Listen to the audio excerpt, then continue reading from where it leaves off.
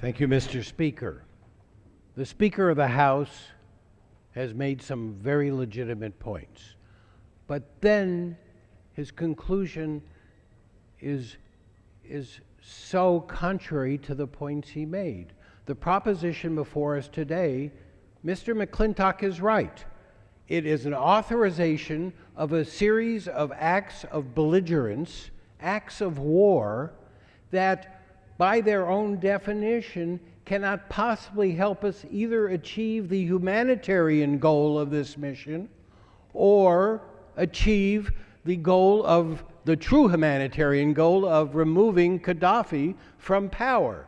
We are authorizing intelligence sharing, aerial refueling, operational planning, intelligence gathering, but we are denying the only aspects of this operation that can allow us to achieve that goal: the suppression of air defense systems and the utilization of drones with missiles to stop Gaddafi from resuming his effort to massacre his own people. I understand the argument, you don't buy my notions of our national security interests, you don't see the context of bringing this operation to a halt in terms of what it does to the stability of the democracy movements in Egypt and Tunisia, you don't see any consequences in terms of Syria, the larger Middle East, or the damage to the alliance. I understand and accept that argument, but Mr. Rooney doesn't he tries to have it both ways, but in fact comes up with a proposal that ensures that the mission is allowed to continue, but by definition cannot achieve its goals. It is the worst. It is not the reasonable proposal. It is the worst of all solutions. If you're going to authorize an operation that hopes through air power and other methods, you don't exclude the only parts of that can possibly achieve success. If you're against this operation, you stop the funding of the operation.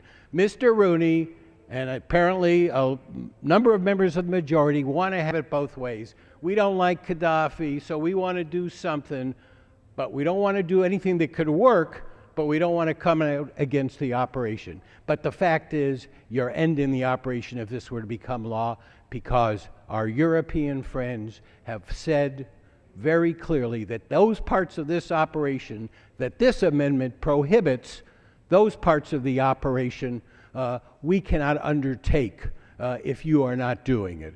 So why not be straightforward? Why not do what a number of colleagues on the other side have called for?